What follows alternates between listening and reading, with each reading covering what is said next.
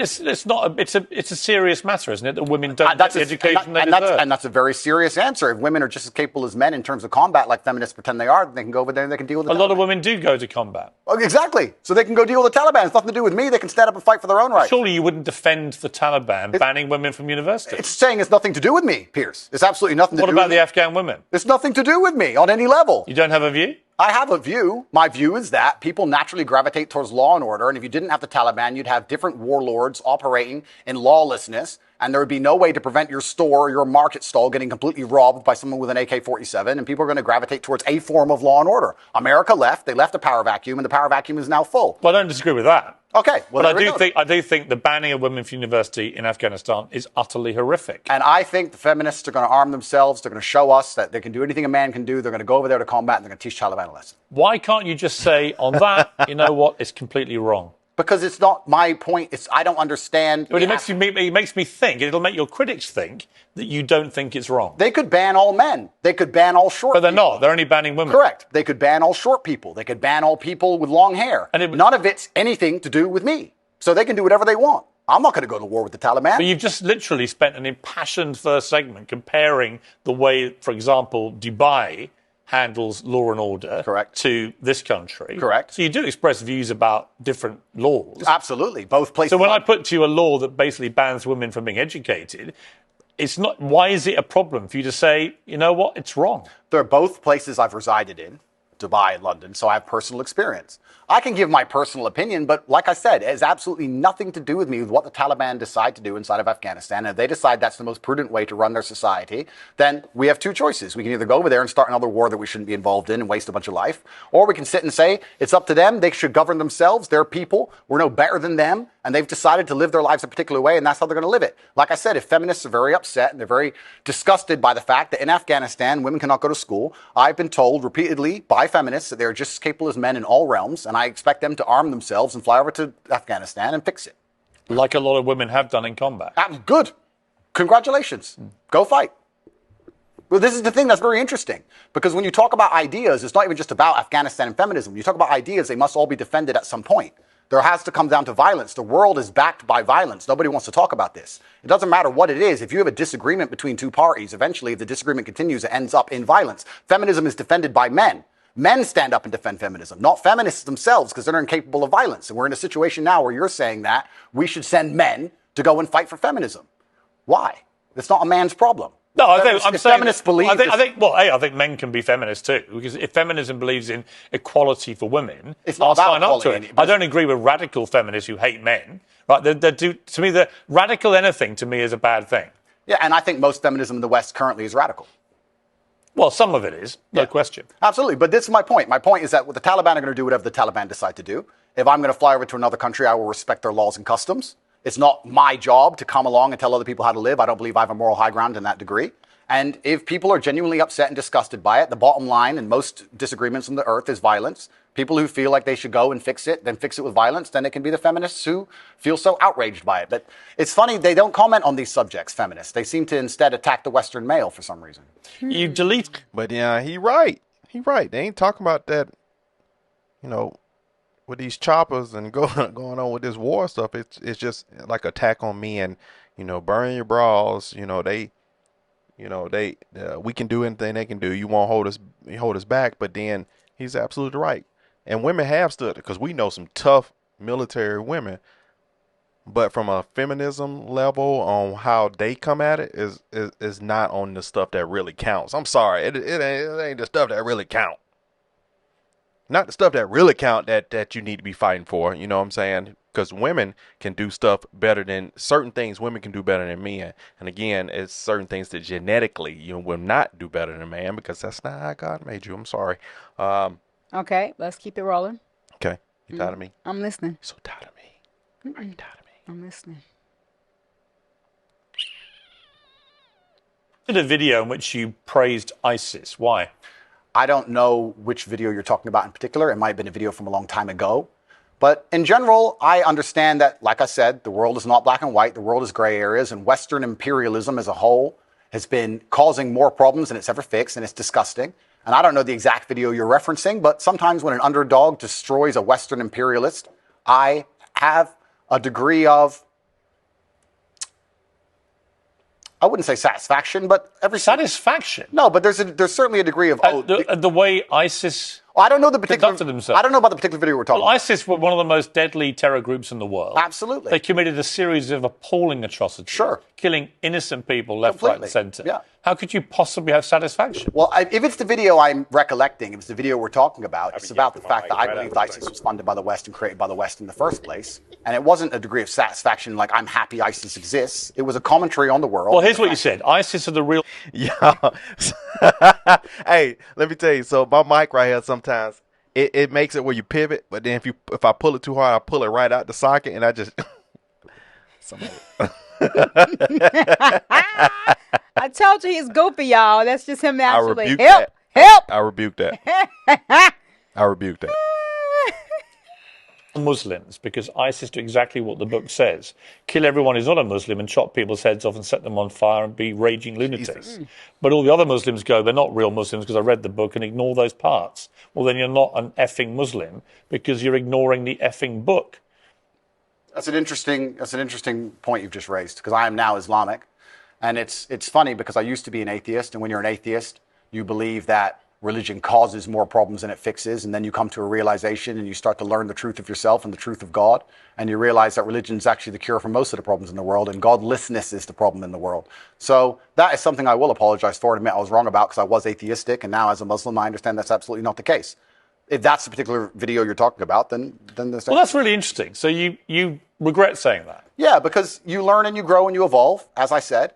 At the time I believed it, because I didn't believe in God at the time. It was a very long time ago. It's actually kind of a testament to you, Piers. You managed to find the oldest possible videos of me that have ever existed. But at the time, I was atheistic. Well, no, I was curious because you have recently... But that explains the video that we heard him talking about that he was atheist. And I was like, wait a minute, this must be really old. A YouTube video clip that, like a motivational video, and it has that little phrase in it about that, what he said. I was like, wait a minute now. But he kind of contradicted in that same video, too. He was like, I'm atheist, but not from the standpoint of, well, you think I'm atheist. Well... So it was kind of confusing. That's old.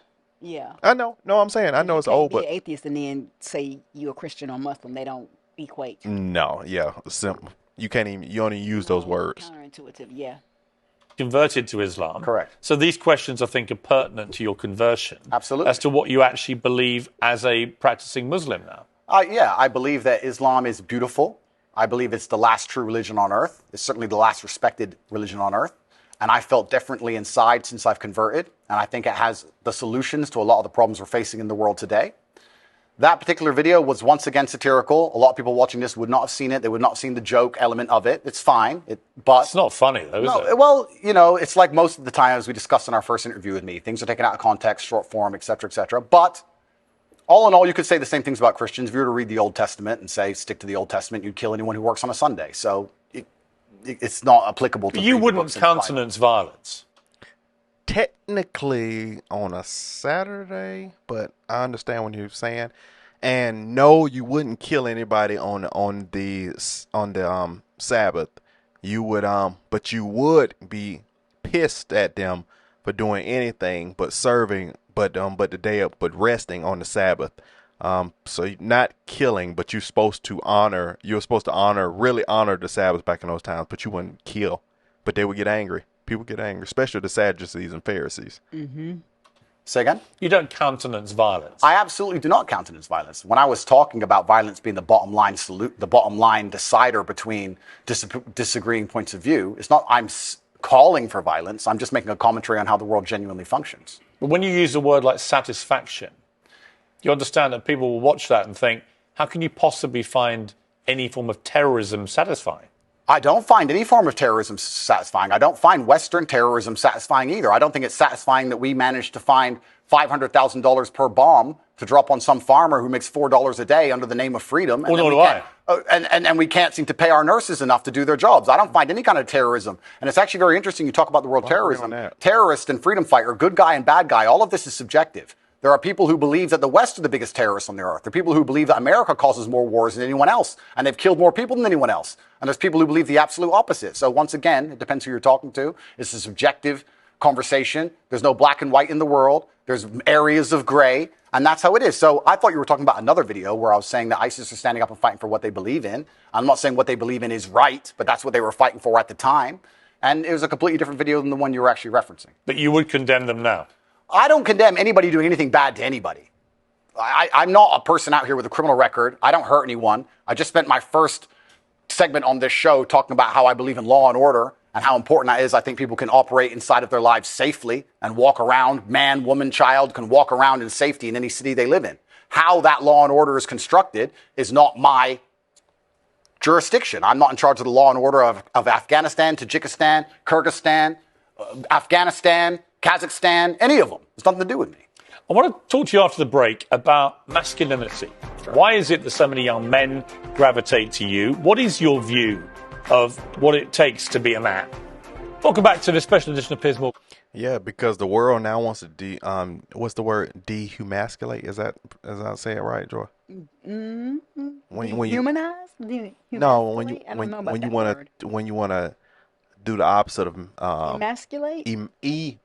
Emasculate. I'm sorry. Mm-hmm. Yeah, that's why he come up, because, you know, like I said, you got certain people that have come into the front view that's wanting to protect the males. Mm-hmm. And we're going to have more people come out that's going to come out like that, that's trying to protect the males, because the world wants everybody, like I said, to be soft and deal with it, you know. So I'm not with that. I'm for a man being a man. And so that's what looks like he's about to ask him about why. And then he's going to go, and I'm sure, explaining why the same things are how we feel. But I love that guy stand up. But have you noticed guys that really speak for masculinity also kind of go way to the left with stuff too? All of them. Depends on, no, I don't know. All of them kind of go, all of them will be have a masculine approach, but then there's this other area about them that go off. But it's like you always told me, like you said, one of your mentors said that, you know, you might get something from this person, but you might not take everything from what they're saying. Right. With Uncensored with Andrew Tate, one-on-one. So Ash Sarkar, who's a lively contributor to this programme, has tweeted, Andrew Tate, who you're interviewing about free speech, thinks women are a man's property. We shouldn't be allowed to drive. Boasts about only dating teenagers to imprint on them. Misogynists are discussing whether they're in Afghanistan or a swanky London studio. Am I a misogynist, am I? I don't think, first of the things she said, I don't even truly believe. If you're prepared to listen to me, I'll explain to you exactly why she's completely and utterly wrong. If you can go through the points again, she said. Do you think you're a misogynist? Absolutely not. I'm not a misogynist on any level. This is one of those buzzwords they just throw at people randomly. Homophobic, racist, misogynist. They just throw it out at people. Yeah. What is your view of women? I'm a realist. What's your real view of women? I absolutely not only love women. I adore women. I have good relationships with women. Not a single woman has come up to me on the street since I've been canceled. Not a single one has said anything negative. Every single one of them has said positive things. You're a traditional male. I wish more men were like you. You understand your masculine roles. You understand what you're supposed to do. You understand you're supposed to protect women. You're exactly the kind of man I'd be looking for. I've never had a negative interaction with a female ever since I've been dubbed the biggest misogynist. Where is the... Please let me finish. I'm sorry, Piers. Also, there's not been a single woman who's accused me of a crime, not a single woman who's accused me of rape, not a single woman who's come out and said anything from my entire past of 36 years I've done anything wrong ever. Anybody else with my level of fame, any footballer, any other movie star, at least has people who've come out and accused them of rape, X, Y, Z. I have no woman who's come out and ever said I've hurt her. No woman who's come out and ever said I've done damage to her or been horrible to her. Everybody who ever interacted with me has said I've been a nice person. All of them. So this random Twitter nobody who seems to know so much is full of... All right. I believe that Tate is definitely a person that, you know, I project this out to you, but then we can hang and chill and just be, I don't know, I just really get that vibe from him. I've seen him on other stuff where it's a person who they are, but it's a certain level of character when they're on that camera versus when you're really sitting down, we having a conversation. It's a little bit different. Charleston White is another person like that. Charleston White would say that he will rah for the camera, but then he say, but when you see me, he be like, man, you know, I'm just talking right there for the blah blah blah. You know what I'm saying? Like you're going to get a different of me privately than for the internet, because the internet is sucker to all. Okay, so Andrew Tate to me seems like who he is and presents on camera. He's not very different from that in person. Yeah, I don't see him being completely opposite of how he is on camera. I ain't saying opposite. I think he's going to be very vocal. He's going to let you know how he feels, and pretty much that's, you know, cut and dry. I feel like the way he comes off on television isn't the way he comes off in person. He could be he may be a little less aggressive in person, but view and vocal, I think that's still the same. And I was going to say, in regards to some of these YouTube clips, people will clip certain parts of a person if they want to make the person appear to be a certain way. And that's so what they they're do. only clipping certain clips of him that makes him seem more aggressive, more chauvinist, then that's what they're going to project. Absolutely. That's why I don't like that's what's being projected. That's what only thing I don't like about the internet at times, because you're taking something you take pieces from his conversation, put them together, and then you paint a picture of a person based on these clips. And what social media is. I really like him. I'm a fan of, some things I don't agree with, but most of the stuff I do. And I wanted to be clear as to what a misogynist was, so I looked it up, and I am clear, and I was in the right direction. A person who hates, dislikes, or mistrusts women. I don't get that from his content. I think he is a true masculine, 100% male, and his ideals and standards and how he rolls is 100% masculinity. And women have roles and men have roles. Bottom line. And in his conversation, I never felt like that he hated women. He's one to check a woman and put her in her place, very quickly based off his ideals and how he moves. True.